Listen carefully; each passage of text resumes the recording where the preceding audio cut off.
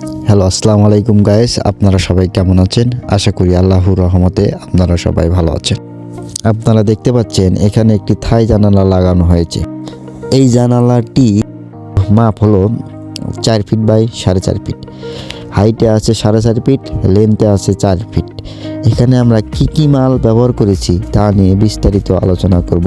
কি চাকা ব্যবহার করেছি, কি লক ব্যবহার করেছি তাও নিয়ে বিস্তারিত আলোচনা করব। এই জানালাটি করতে কত টাকা খরচ হয়েছে তাও বলবো এই ভিডিওটিতে। আপনারা দেখতে থাকুন এবং ভিডিওটি যদি ভালো লাগে আপনাদের কাছে তাহলে চ্যানেলটি সাবস্ক্রাইব করবেন এবং লাইক, কমেন্ট, শেয়ার করবেন। আশা করি আপনাদের কাছে ভিডিওটি ভালো লাগবে। যাক, তাহলে ভিডিওটি শুরু করা যাক। এখানে আমরা যে মাল ব্যবহার করেছি তা হলো কাই কোম্পানির অ্যালুমিনিয়াম ব্যবহার করেছি, কাই কোম্পানির এসএস কালার অ্যালুমিনিয়াম ব্যবহার করেছি। আর এখানে গ্লাস হিসেবে ব্যবহার করা হয়েছে গোল্ডেন কালার গ্লাস।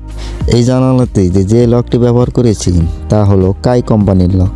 এখানে কাই কোম্পানির লকটি আমরা ব্যবহার করেছি।